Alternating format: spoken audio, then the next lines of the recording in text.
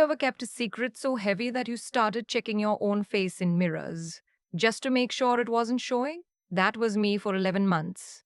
Standing in grocery store checkout lines, sitting through company birthday lunches, nodding along while my coworkers complained about their student loans. And the whole time, I was carrying something that would have made every conversation in my life detonate if I'd said it out loud. I'm a licensed practical nurse at a pediatric clinic in Columbus, Ohio. I drive a 2770 Subaru Forester with a cracked side mirror I've been meaning to fix for 2 years.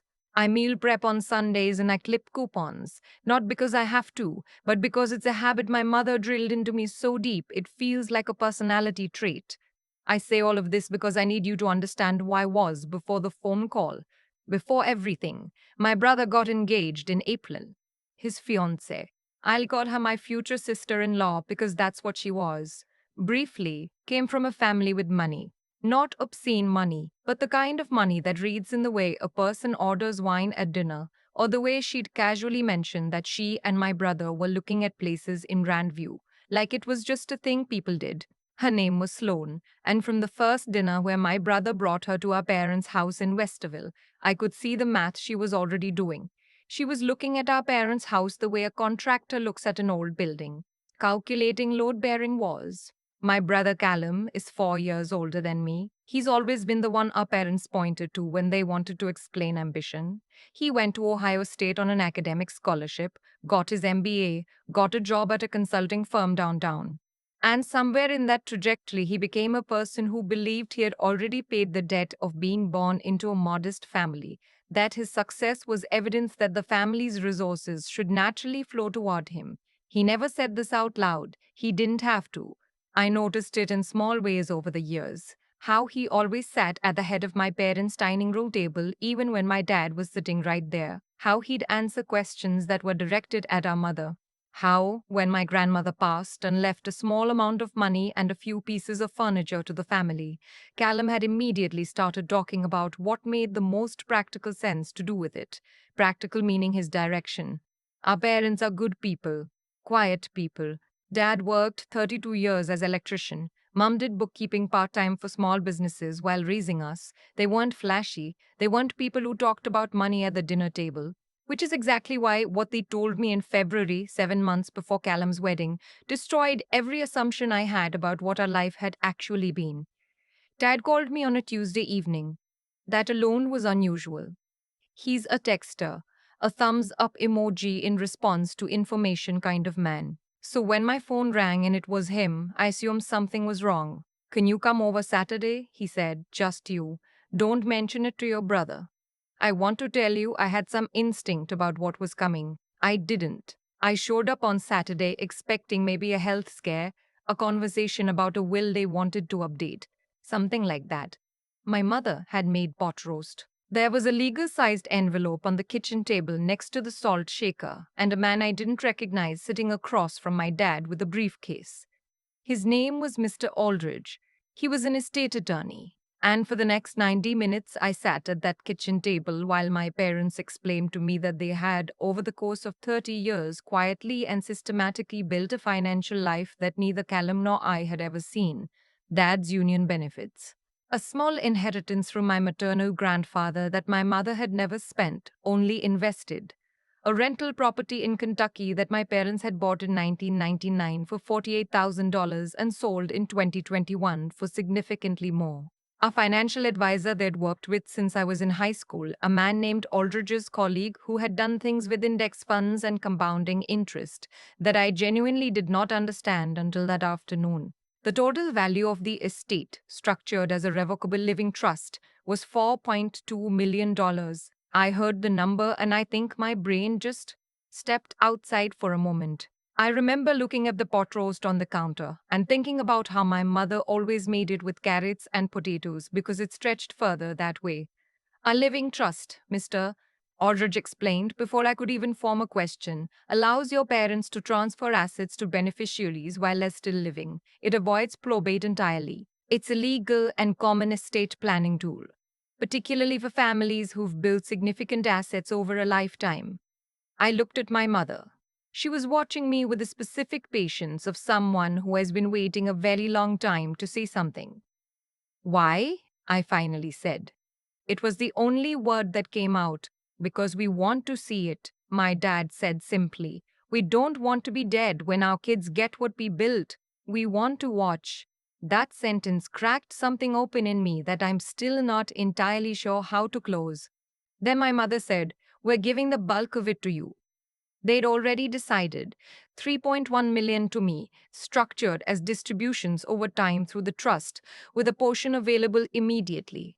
A set amount 150,000 to Callum plus a piece of land my dad owned in rural Licking County that he'd planned to build a workshop on and never did. Mr. Aldrich had the paperwork. The reason, my mother said, was not that they loved me more. She was very clear about this. The reason was that they had watched for years what Callum did with money, and what he did with it was use it as a vehicle for a version of himself that had very little room for other people. The Sloan situation had confirmed something for them. They'd seen how she looked at their house. "We need you to not tell him," my dad said. "Not yet. We need to understand who he becomes before the wedding. We need to know if Sloane knows what she's actually marrying."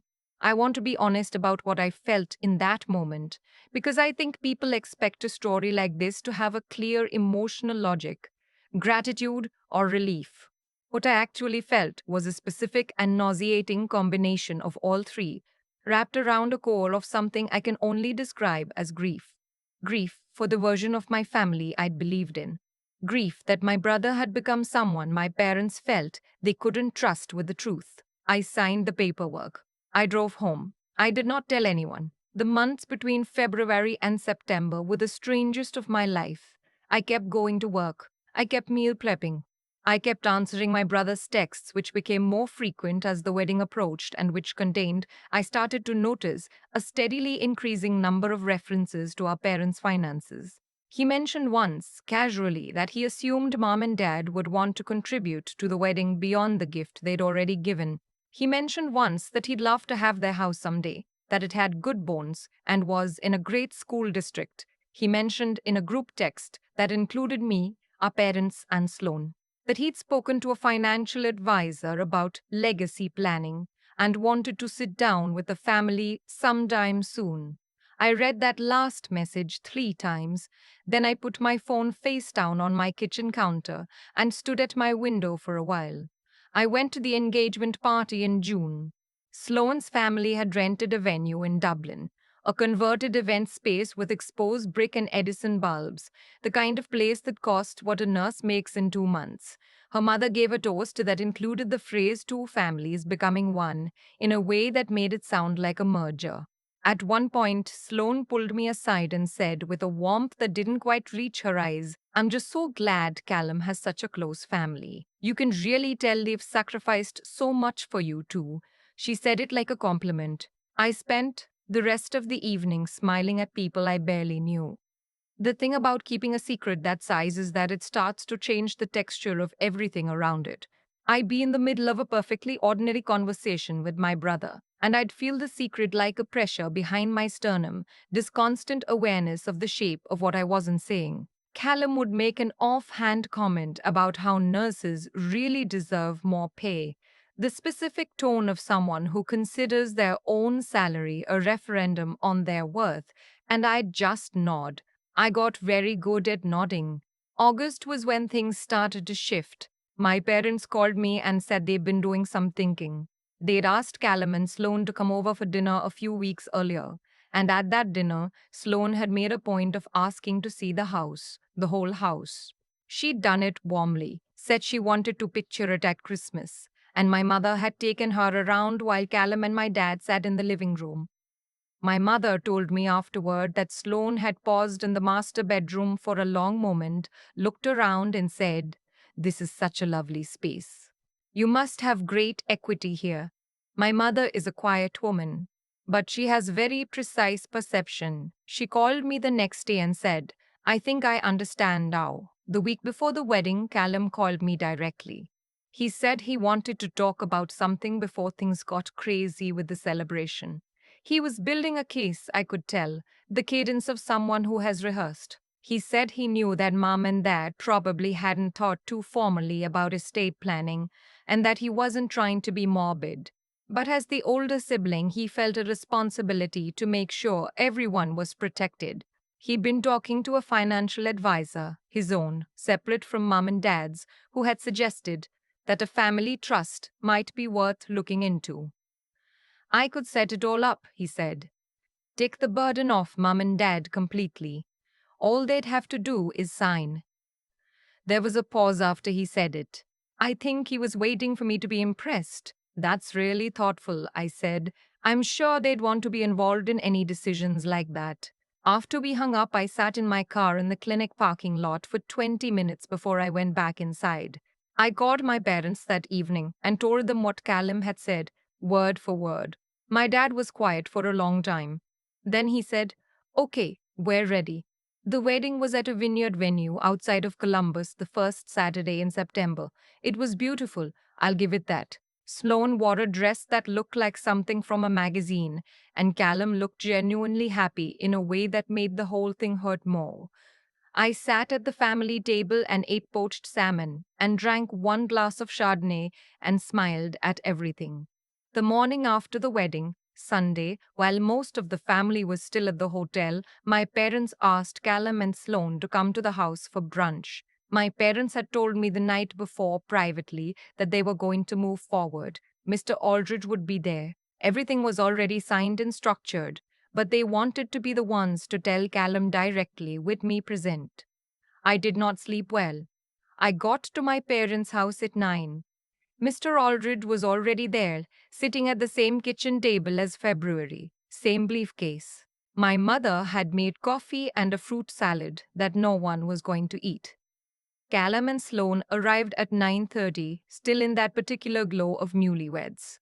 Sloane had her hair down and she was wearing a sweater that probably cost more than my car payment. She was warm and bright and laughing when they came through the door. And I watched her read the room, the attorney, the briefcase, the way my parents were sitting, and I saw her recalibrate in real time. My father started talking. He explained the living trust. He explained the 30 years of building and planning. He explained what it contained. He explained what each of us would receive. I watched Callum's face. I have gone back to that moment many times since then. I want to be careful about how I describe it because I loved my brother, and in some way I still do, the version of him that exists underneath the version he built. But what I watched happen on his face during those few minutes was not shock, it was calculation.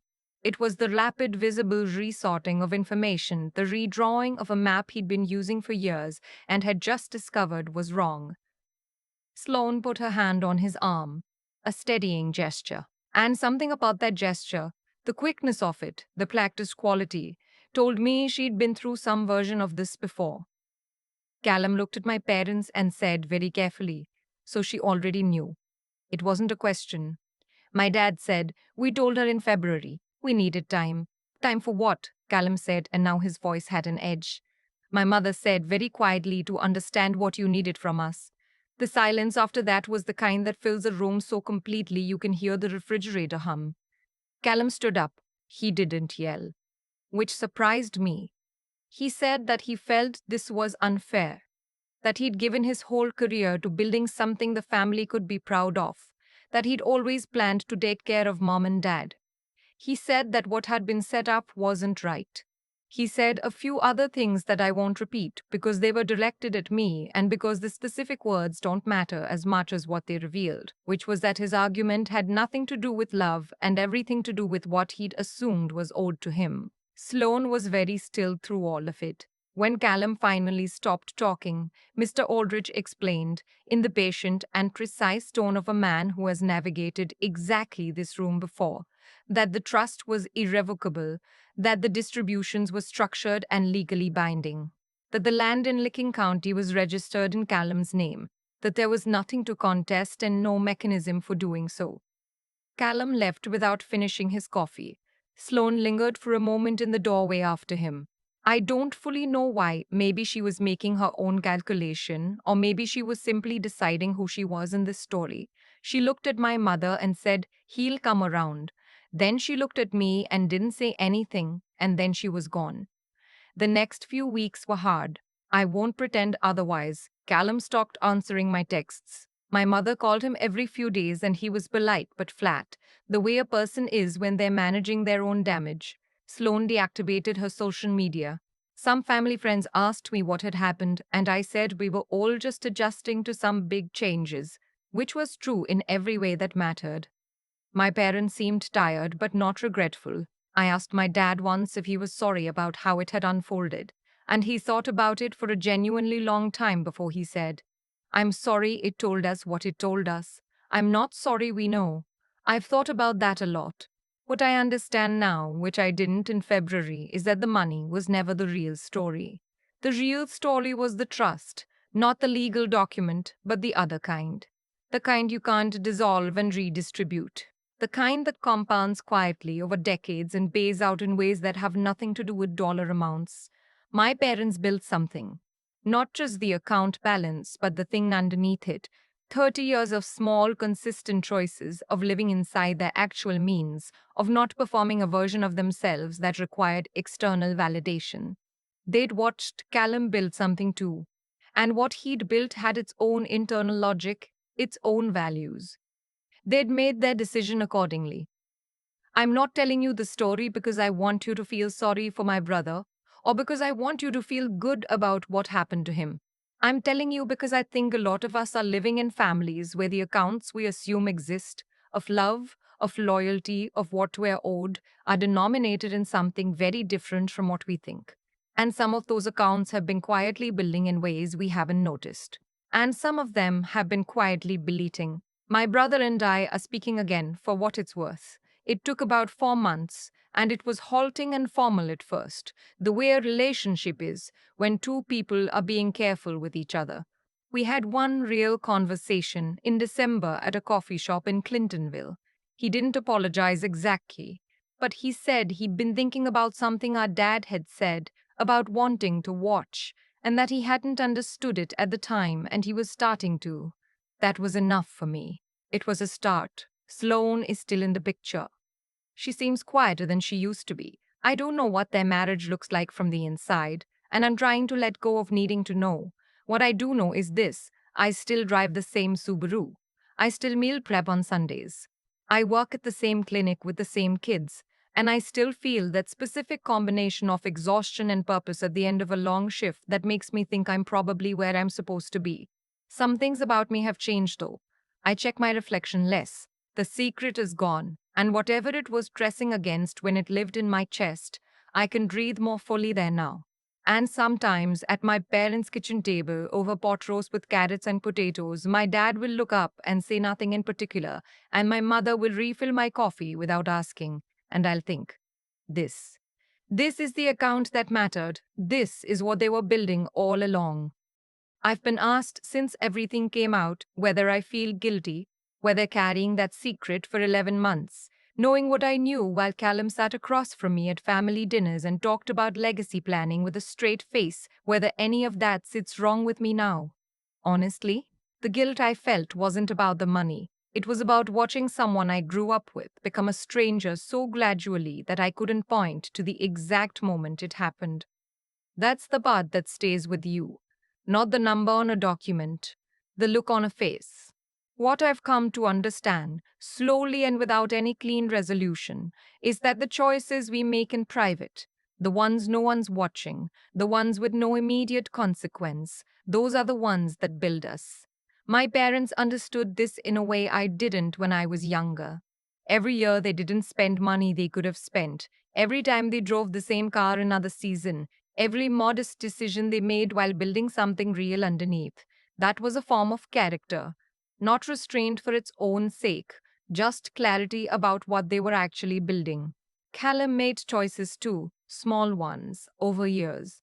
The way he positioned himself at the table, the questions he asked, the way Sloane looked at that master bedroom and said what she said about equity, that didn't come out of nowhere. It came from a version of a relationship that had its own private logic, its own set of values.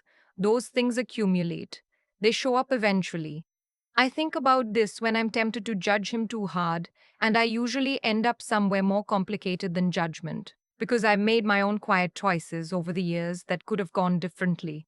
I've had moments where I felt entitled to something and had to sit with that feeling long enough to ask whether it was true.